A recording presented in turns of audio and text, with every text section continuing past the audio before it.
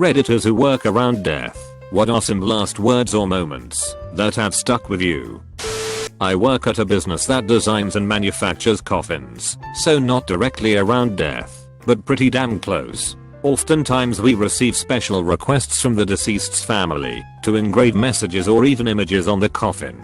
The most common by far is the birth date and death date, the dead person's name, and we even get requests to engrave their face onto the coffin. But about 5 years ago I got a call from someone who had recently ordered a generic wooden coffin. Doesn't matter how many of these calls I've had to take over the years.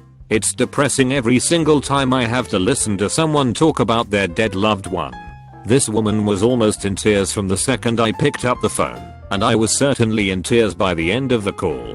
She told me the story of her father who had flew Boeing planes throughout the Vietnam War and had gone on to be a commercial pilot for Pan Am. Flying airplanes was his entire life.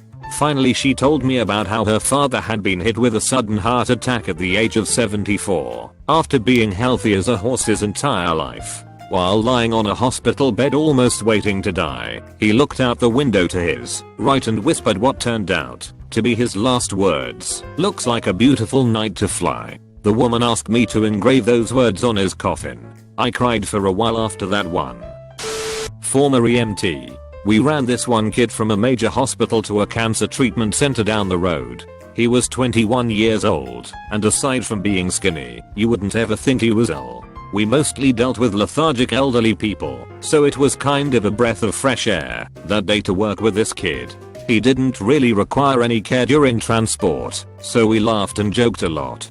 Dude was hyper as a hummingbird on Red Bull. He told us how he got brain cancer at 17 and kicked its ass. It had gone into remission for about 3 years, then came back. I remember him saying how this was no big deal and he was going to win round 2 just as easily as round 1. We clapped hands and did the manly bro hug on the way out, you know where you clap them on the back a few times. I left feeling really good. We came back the next day to run him for his next treatment. They had forgotten to cancel the call. He had died about 30 minutes after we dropped him back off. I had to sit down after that one. He was so full of life and then just gone. I worked in emergency services for 10 years, so here is my craziest. One guy was dying of cancer and kept saying that he needed to go. I gotta go, and trying to pull himself out of bed. Finally, he stopped struggling and looked straight ahead at nothing and said his late wife's name, then passed away. I'm not sure if this post is specifically referring to human death, but I work at an animal clinic. We obviously have to deal with euthanasias, aborting animals, sick animals dying in the hospital area, etc. The worst is when you're in a room with a client and their animal is about to be euthanized. A lot of clients are elderly. They will tell stories and say things like he/she is all I had left, with tears streaming down their face, and it takes everything in me not to cry. Not sure if this response counts, but yeah. I used to work in a funeral home that also owned a busy crematory. We had shelves and shelves and shelves and shelves of unclaimed ashes.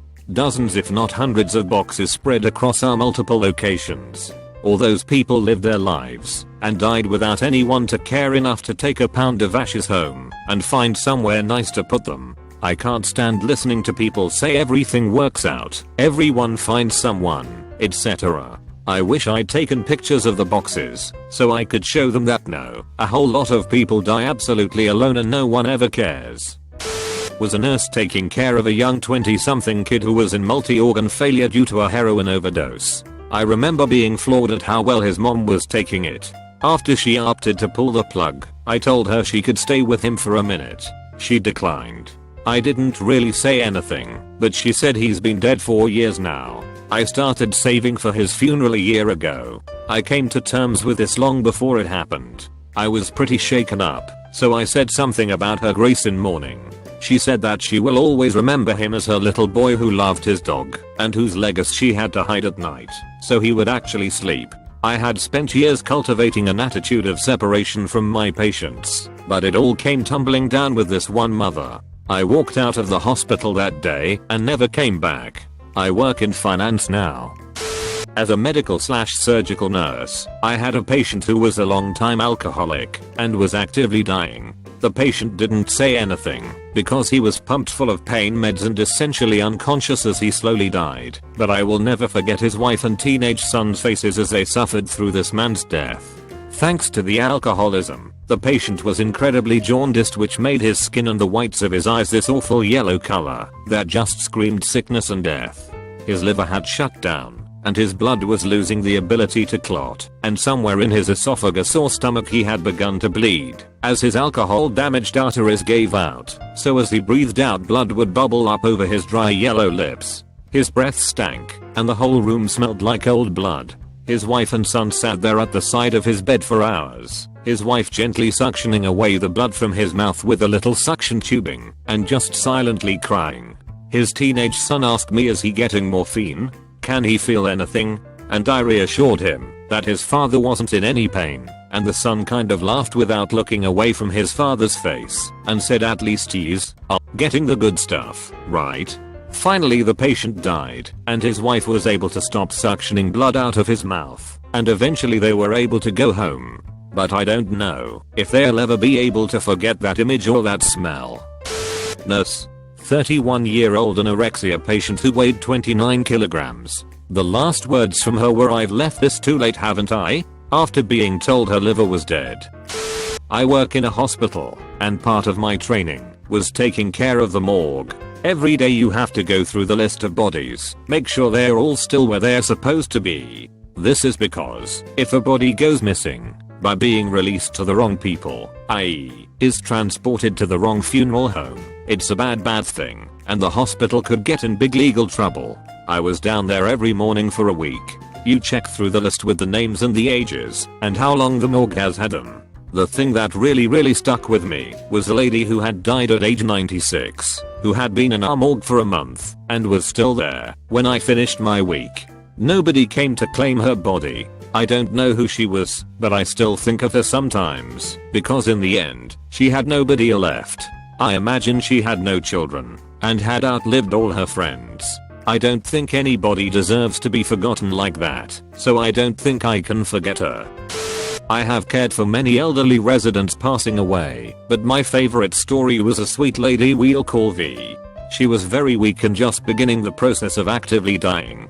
We were trying to pull her nightgown up to make sure she was dry, but she started fighting us tooth and nail to keep her gown down while she stared into space. She had never given any of us a lick of trouble in that department, and she had no modesty issues with the staff. We waited a couple of minutes and tried again, but she kept looking at the ceiling and batting us away with her hands. She was stone deaf, so there was no point in explaining ourselves. Finally, on our third attempt, V motioned with her hand and shouted, not in front of the angels. We backed off for a while after that. She passed away that night. I did in-home care with a woman for a year and was there when she passed. About a day before we were in the living room when we heard her yell, Kermit, get out. That was the name of her husband who had passed a while back. The day she passed she was laying in bed and she looked straight up and exclaimed, look at that bright light. It's so beautiful. Then, when she was getting ready to pass, her son had asked if she wanted him to leave the room. She nodded her head no. He told her he would sit there with her and hold her hand. She smiled, then took a breath and was gone. Former care assistant here. I've seen residents come and go, one or two, fortunately, to more suitable residential or rehabilitation units, most sadly but gracefully to their end. One gentleman who sticks out in my mind had been transferred from our residential unit to our secure wing dementia unit due to deteriorating health mentally and physically. In the space of roughly 8 weeks he went from singing joyfully and watching Countdown to see Rachel Riley, the cheeky bugger, to being unable to perform the simplest task without our assistance. I'm not going to provide the exact details here, because even a year on it's still raw, but the last time I saw him alive was the end of my evening shift. In his bed, crying and cold despite the blankets and new pajamas we bought him, soaked through with urine and hopelessly confused. Our night shift team, by all accounts, did a wonderful job trying to make him comfortable and more human that night. He passed away in the middle of my morning shift the next day, as we were doing early rounds. Rest in peace, Mac. By God, you knew how to make us smile. I used to work in a nursing home, and a resident was passing away with his family around him. He suffered with dementia for the last 5 years and rarely spoke a coherent sentence. He looked at his grandchild and, holding his hand, said, "I love you," the grandchild name, then passed away. His grandchild had been born after the dementia set in.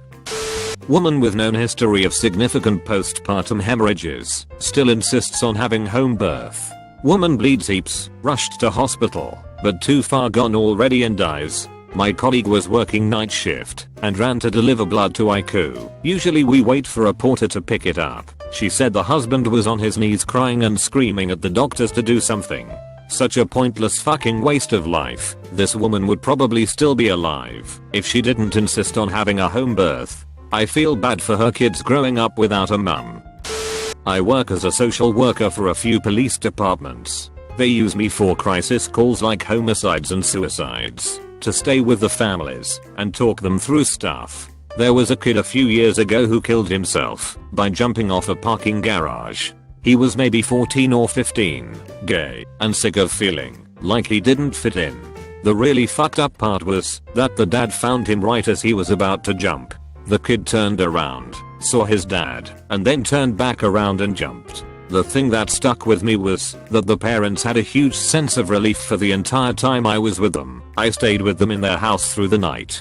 They kept saying things like, "Well, it's over." Their reactions have just stuck with me. They were sad, but they were more relieved than sad. A friend of our family lived most of his adult life aboard his boat. It was his life, his passion. When he died, his body was cremated. As a fitting farewell, we took his ashes out to sea and, as the sun was setting, scattered his cremains on the water so that they floated directly into the setting sun. Not a word was spoken, just beautiful silence. Had an internship at a funeral home. The creepiest things evolved out of the suicide of a young guy. We didn't pick him up, but we were responsible for the burial, putting him in nice clothes, etc. We took him out of the freezing room and the morgue, and the first thing you saw was that the rope he hung himself with was still around his neck, and it cut into the throat a bit. We dressed him up, and his legs up to the hips were pure purple from all the blood that got trapped in there. The other thing was the reaction of a young, female relative as soon as she saw him in the coffin. She started shouting and was crying. It was the most gruesome moment in the time of my internship.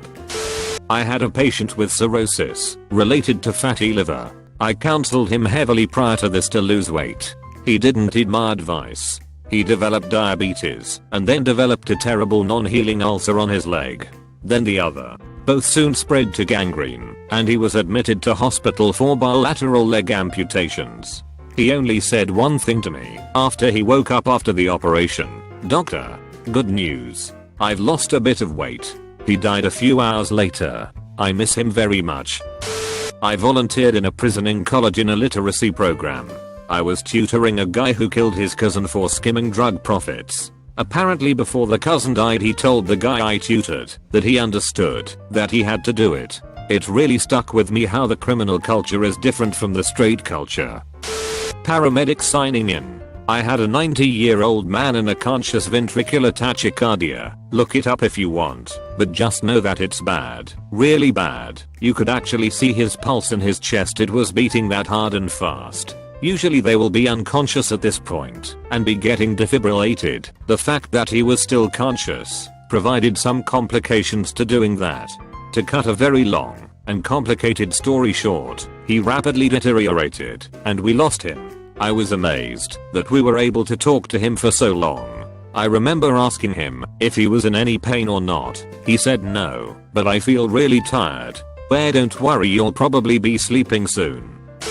Cop here. There aren't a lot of super dramatic movie-like death scenes in real life. Most last words are something like fuck or shit. I've literally had to shout at people to tell me who shot/stabbed them. Sometimes it pays off. I work on a palliative care floor. Once we had a woman that had a recurrence of cancer and was advancing rapidly. Her sister lived in another country and was flying to be with her. She suddenly smiled and looked upwards and said, "Alice, you came." Then she died. We were sad that she passed before Alice made it, and we didn't understand her last words until we found out that Alice had died in a car crash on her way to the hospital. I guess she came for her sister from the other side. A lady I was taking care of at a nursing home was dying/sleeping all day. Her family was gathered around her. She opened her EYS and started singing some old song she would always sing. She loved music. Then she closed her eyes and died.